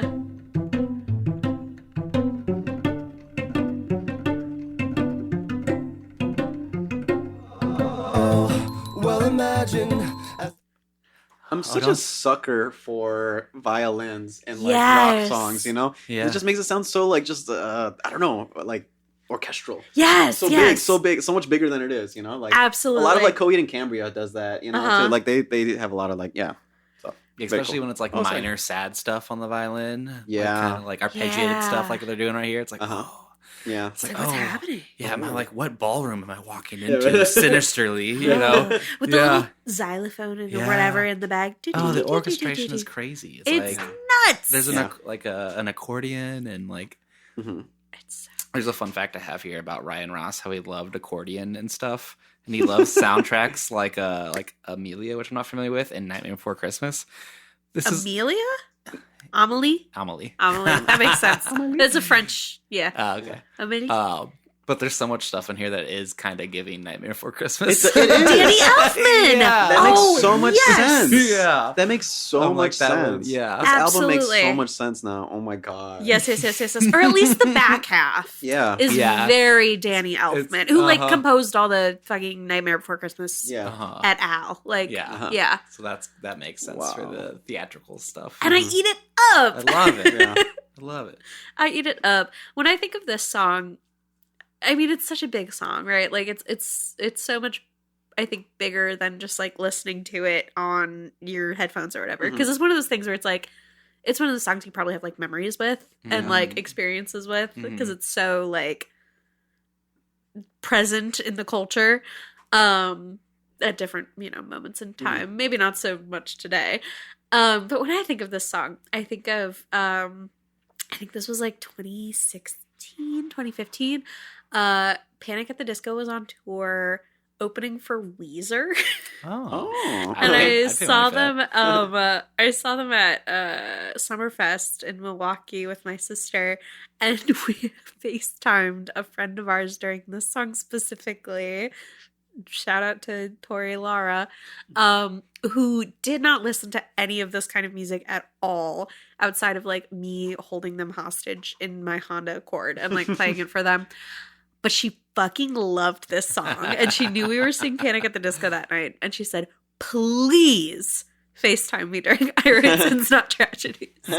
So, I don't know. I smile when I listen to this song, Yeah. and I think of her, and I think of knowing every fucking word because, of course. Yeah. Yeah. Millennials just know this song. Yeah.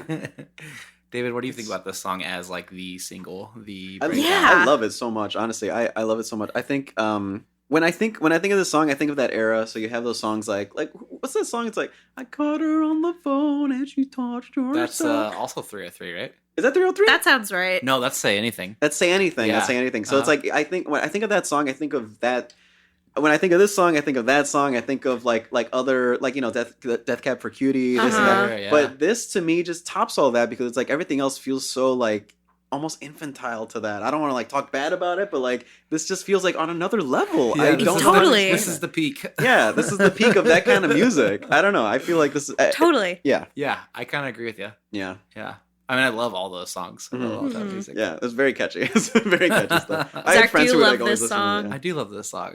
Do you love it? I know all the words. Of course. I did- I'm sure we all do. Yeah.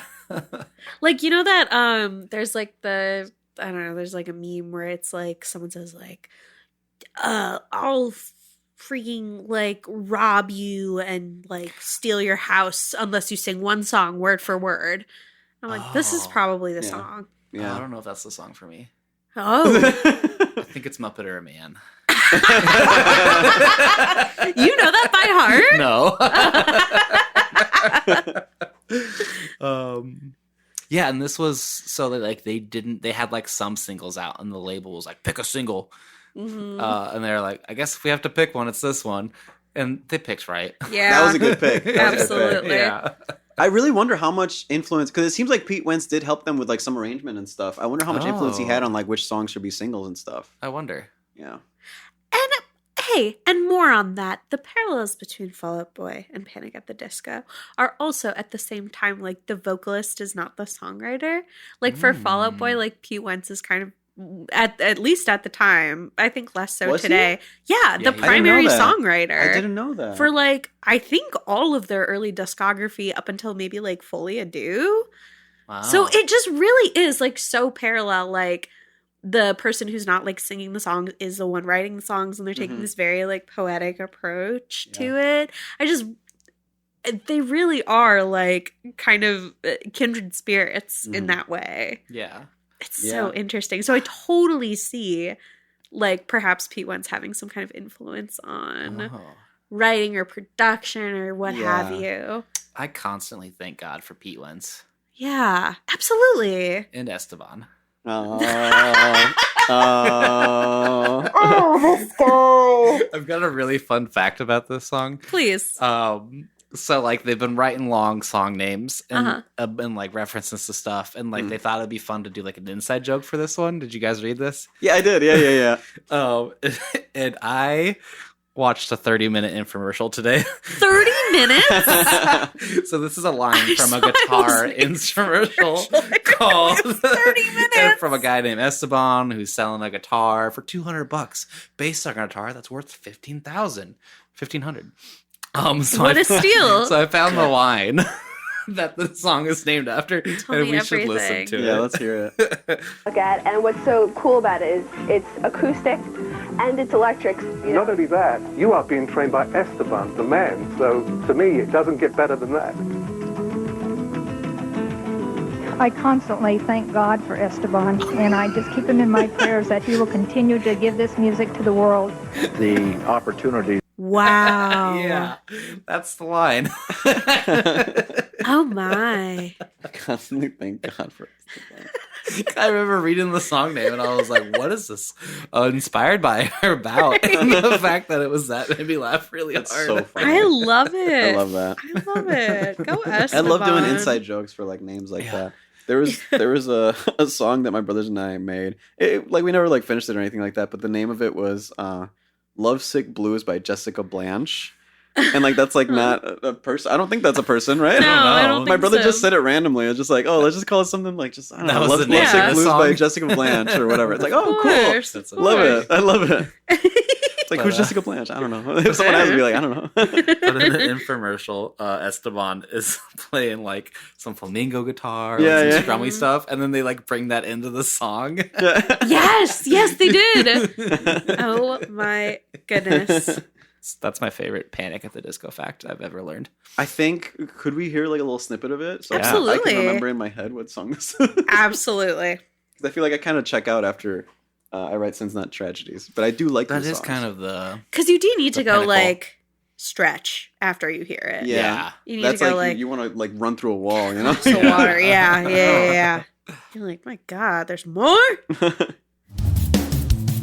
Oh yeah. We'll let it rock for a sec.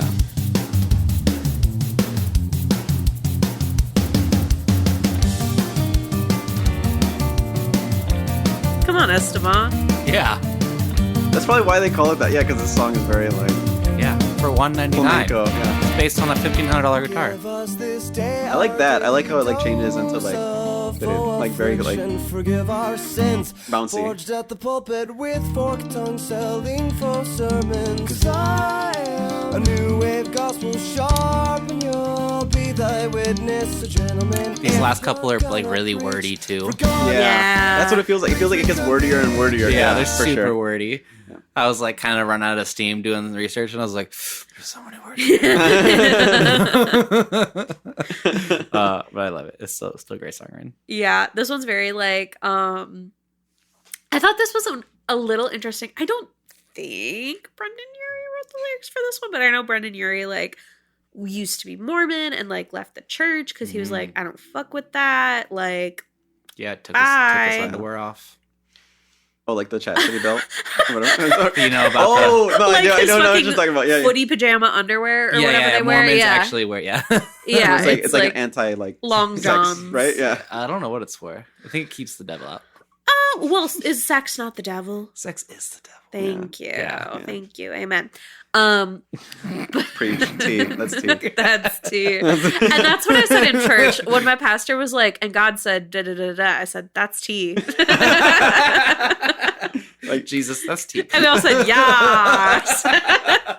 And then when I got fucking like the body and bread of Christ, I said, I said, oh, we ate. We ate with that one, sis. The house, boots, mama wig tea. I love that. I had I had a coworker who would like say that. Like I would be teaching her about like, you know, like RNs and ANs and stuff like that, and she'd be like T T T T T. And like there was like we had to like show her how to like, you know, take down like the photos and the medicals and stuff like that. Yeah. And like she would tell us like at lunch because like everything was so like overwhelming, and she's like, man, I had to do photes and meds from the get. So my friend Joe and I always quote that. Oh, I'm obsessed with her. From the get. Yeah, she was great. Oh my god, I love her. Votes you and need meds that from kind the of presence in your life. Yeah. Oh, I loved it. There's what kind of a that breath. energy in track number next because he calls a girl honey. honey. There's a reason the tables are numbered honey. Yeah. This is the longest fucking song name on the album. Yeah. I There's don't a know. reason. This one they were going for it. There's a good reason, not just a reason, a good reason. These tables are numbered honey. You just haven't thought of it yet. I wonder what that's from, or if they're just like it's just being silly. It's got to be another poll, right? Or do you think? I had Maybe. this written down. It was like a whole thing. Fucking So it's me at the end of this, I was like, there's a reason. Ugh. Okay. So, are we clocked in? Mhm. I don't think this was a pull from a book, according to genius.com, which is not necessarily the Bible, but this like whole song is kind of this like hypothetical, like, I'm a chaos starter at like a formal event, and there's one particular woman in mind who like is the antagonist, and I am going to like psychotically take everyone down several pegs and wind up on top. Oh yeah. And that's kind of like the thing. And it's like I've spiked the punch with poison and like fucking like give everyone like your fucking hats and canes and whatever, and it's gonna make me look fancy and like all this shit. well, I'm the new Cancer, right? I'm the new Cancer, never looked better. Yeah. When you're in black stocks with pinstripes. Whoa. This one, like, this also gave me very like cabaret vibes Mm-hmm. in the sense of like sort of perhaps the hoity-toity like host of the show or the puppet master sort of energy. Yeah. It gave very like, I know what's going on and you're all ugly and you don't know as much as me. It's very theater kid. Very. Yeah. I love that this song does, now that I know what song this is, now that I think about it. I love that it does like the theater thing, you know, where it's just like, it's like, dun, dun, like the halftime, and then it goes to da-da-dun, da-da-dun, da. I love the theatricality of it. It's just Yeah, you very can see like, someone like walking upstairs on like a stage. yeah, Right? like Yeah. even down the stairs, like, you know, kicking and just like, you know, there's backup dancers and Yeah. they always paint such a colorful picture. Yeah. Absolutely. Yeah. The horns really help that. I think. The lyrics were so like scathing too. Yeah. And I think it was refreshing to like have, let's say, like a female antagonist and it's like a man writing the song, and it's not like you're a dumb fucking bitch, you whore. It was like, I'm a diva and you look like shit, girl. I was like, no, I kind of fuck with that. Like It's the sass. if I'm gonna get insulted, I prefer that avenue. Yeah. Personally. And I think Ryan, that's the guitar player's name, right? yes. Kind of wrote this like about a thing that happened to him, like about a real He's got relationship. some beef, huh? Yeah, and like what a sassy way to be like, I look great, and like whatever about you. Yeah. He said, the best I way to bet go to about it." them your name is cheap. I bet to them you look like which I don't know why they had to pull the shit, but it was like kind of funny. Talk to the mirror, choke back tears, and keep telling yourself that I'm a diva. For the longest time, I thought, because it's like with the line that ends with cheap, I thought he was gonna rhyme it with something that rhymes with cheap. So I thought he was gonna say sheep. It's like, why are you censoring that? yeah. Like, what did sheep You do? can't say sheep Like, on oh my air. god, you can't use that sheep. Cameron, bleep every time we say You sheep. can't say that. Josh started bleeping. Yeah. This one was fun. This was, I think, one of my favorites. And it's like the second to last song on the album. Yeah. I was like, I'm rocking with this. Yeah. I love how it Fun. ends with the punch. Can we listen to this just like the Absolutely. last 15 seconds, maybe? Absolutely. Oh, the punch. Yeah, it's so theatrical. Yeah. So Mormon. It's so Mormon. That's how you should have described it this whole synonymous. time. So Mormon.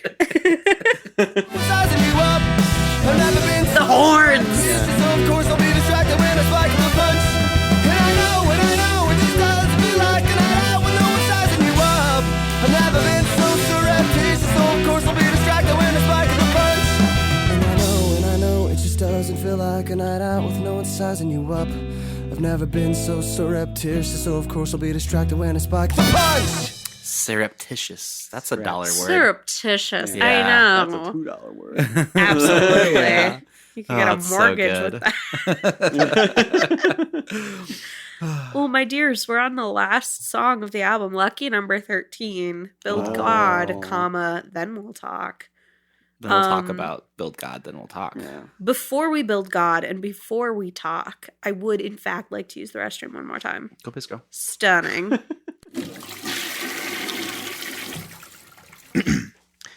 Cold beers and headphones and cold mixed drinks and microphones and records and CDs and ice in our headphones. Moose in my lap and pub mix in the kitchen. These are a few of our album Bruce things. When the wires buzz, when the SD card dies, when Cameron is mad, I simply remember the album reviews things and podcast recording isn't bad. Yay. Oh, we did it. We did the whole thing. Not as good as Brandon Urie. Nah, well, different. Different.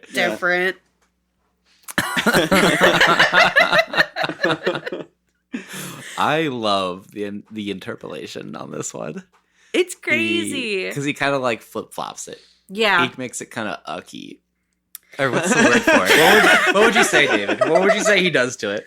Wait, which part exactly? Where he raindrops and roses. yeah, he kind of pulls that line, but then he says like roaches It's and sleeping with roaches and taking best guesses. Oh, Yeah. it's I don't know how to describe it He's, other like, than subverting it feels like it's like subverting or perverting it. Or perverting. He's like sour. He's poisoned the well of Yeah. it somehow. And you know what? Yeah. The It's so musicality. good. I always bring up the musicality, but the musicality of it, it's like the first time he sings that, it's really cool because it's got the progression or whatever. But then when the violins come in later, and the orchestral violins come in Yeah. later, it makes it sound like it's like evil. It's like going into like an evil place. Yeah. I love it. It's the progression of it. Where it's like dun, dun, dun, dun, dun, dun, dun, dun, dun, dun, dun, dun, dun. It's so effective. It's so Totally. effective, and with the lyrics added onto it. Yeah. Yeah. I love geeking out about that. It's stuff. at 2 minutes. We have to hear it. Absolutely. Okay, I'm gonna scene set a little bit for this one as well. So the song is very like, there's this shady motel in Vegas, and people are doing nefarious things. Sexually. You can't sing about sex in a song. It's gonna make me not want to hear it when I was 4. You're like, la la la. Don't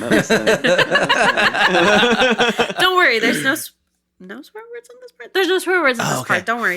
Okay, Don't worry. we can play. Yeah.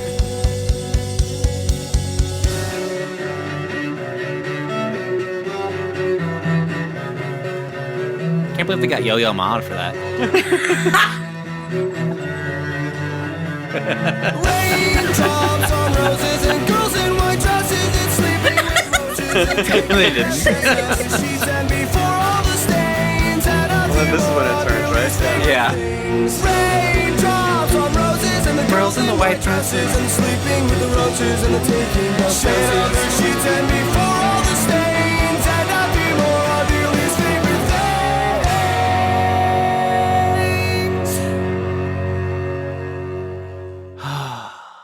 And like that's the end of the album. That's crazy. My heart beats at like 120 right now. Wow. Gets me going. Yeah. No, that gets me hyped. Yeah. I'm like, What's my BPM at? more.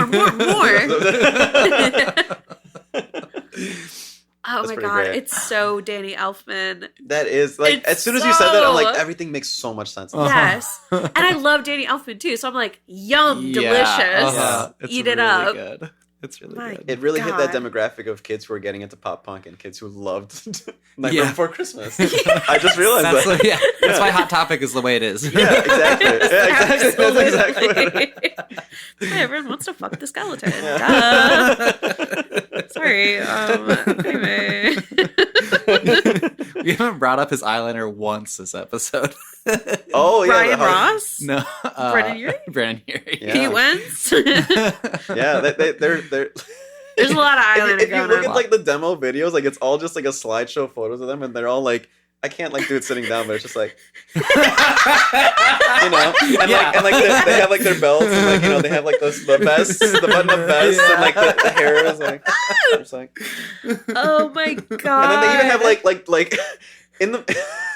In the middle of the demos too, it's like obviously clearly it's like a huge fan like who's making it, and Of like you know course. they have a slideshow of all the photos, and then like some of them say like, "OMG, he's so hot," you know. So Tumblr. And like I'm listening to the song and I'm watching the video, I'm like, okay, yeah, sure, yeah, I can see that at the time, sure. At the time, in the era. First time, sure. It's like the skinniest white boys, like this, with the hands in their pocket. Just putting your hands in your pocket, kind of slouching. Yeah, just like the So fucking accurate, against though. like the wall. Yes. Who, me? Yeah, who me? Oh! I want to go down this rabbit hole forever. It's really good. I'm gonna regress this week. Like, I'm not fucking joking. Yeah. I'm gonna regress. We're all 14 again. Yeah, this album Yes. has really been shooting me back. Yes. My Spotify Wrapped is fucked. The rest of my week is fucked. In the best way. Yeah. Yeah. Oh I think man. we can do a Rabruski with all that. I think we can. Stunning. We can pull one out. Yeah. The underwear that the boogeyman is wearing in Jack Skellington Night Before Christmas. You mean his skin? No, it's holy underwear. Because holy like God or holy like poorly made? Yes. Well, it's like the holy garments, but the boogeyman is just wearing it. That's the tie-in from him being Mormon in Night Before Christmas. Oh. Wait. I'm just saying, like, if you're a real Nightmare Before Christmas head, you know that he's actually naked and it's just his He's skin full of and bugs. he's full of bugs. He's full of bugs. So is Brandon Urie. Oh. That's why the Mormons wear that, because they're full of bugs. That's so fucked up. They're so full of bugs. We all know this. We all know this. We all know what they believe in. They're just so full of bugs. They're brewski for it, not full of bugs. That's what they teach them. Wear this underwear, otherwise the bugs will fall out. We all know this. We all know this. It's just a fact of life. Doesn't everybody have bugs? Every religion has their thing. The Everybody Mormons are has full of bugs. bugs. Duh. That's why the Mormons try to save us. It's like, put those bugs back. Bugs. Like, Absolutely. what the frick are you wearing? Get those. Ew. Then the raindrops and the roaches, Brandon Urie's hinting at it. Oh, Mormon Yeah. lifestyle. Yeah. Oh my Okay. God. Okay, I can see that. I can see. Totally. Whoa. Yeah. You're about to bust this whole thing wide open. Oh my god. Okay, I don't want to give a Rabruski for, quote, full of bugs. Not and full of bugs. Okay. No! Not even not full of bugs. Unless we love it. I'll go, hey, I'm one of three. If we have any other contenders, I'll heal them out, but not full of bugs is pretty good to me. Not full of I mean, the more you say it. Not full of bugs.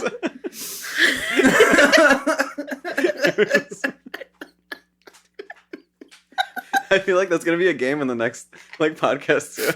Are you gonna hear a clip of a song? Is this person full of bugs or not full of bugs? And it's just like, were they Mormon or not? Yeah, exactly. That's all it comes down to. As It's you like know, a in the show we talk BuzzFeed about- listicle that's like, instead of like 12 musicians you never knew were Mormon, it's like 12 musicians you never knew were full of Beatles.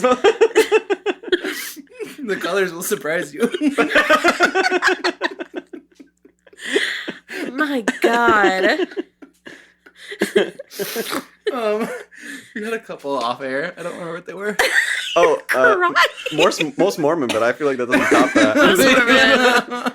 I mean, it's not even as funny now. Alfair, I said highest word budget or highest vocabulary budget. Oh, But now okay. we're on full of bugs and like The more we say it, the more it makes sense. exactly. It's like, what are we gonna not? We can't not now. Okay. So we need to get so serious because I think this is the reality we're living in now. Yeah. Right? We've busted it wide open. Jesus. Oh my God, my life is falling apart. Okay. Do you feel comfortable presenting as if you're like at the Grammys? I can do that. Would you want me to present it like Al Pacino did last time? Oh my God, if you dealer's can. choice. I see Brendan Urie. You know what I'm talking about? Oh my God. Okay, I'll just give you the floor because I'm so excited for this. Okay. Yeah. The award for most bugs. I see Brendan Urie.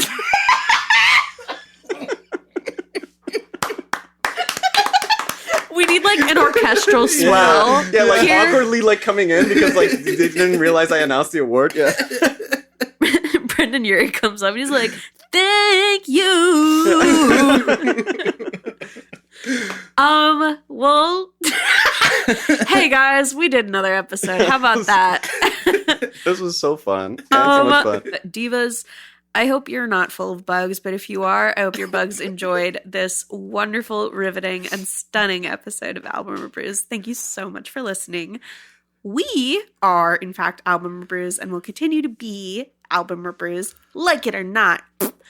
If you want to check us out on Twitter or Instagram, it is at Album Rebrews, REBREWS. And if you want to check out our website, it is www.albumrebrews.com, where, in fact, you could submit a form to be a guest host on this show. Just like David did. Just like Yeah. David did. Now he's here. Hey, look Yeah. at these success stories.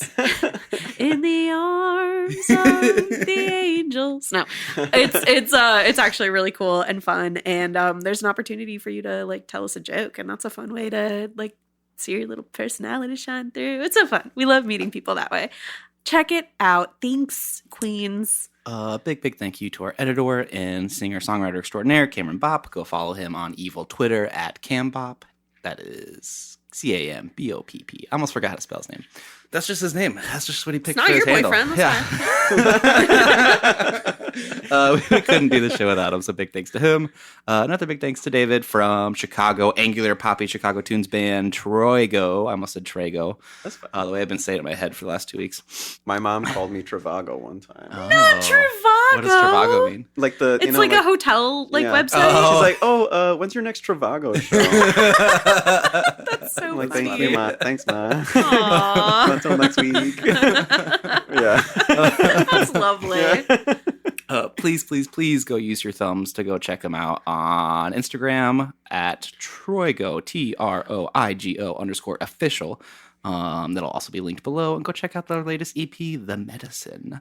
And then, if you would like to use your legs to support them and your wallet, maybe even your ears, you can go see them June 5th at Sleeping Village, opening up for Yoko and the Onos.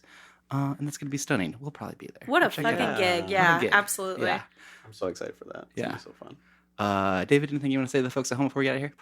Not really. Hey, I love sometimes... this so much. This is so fun. Yay.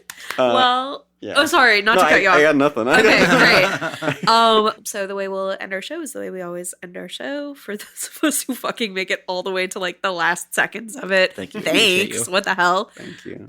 It's fucking sad. They're like an hour and a half. We're gonna get very, very, very close to the microphone, and in the same order that we introduced ourselves, we're gonna say a sweet and tender ASMR style goodbye. Okay, I'll begin.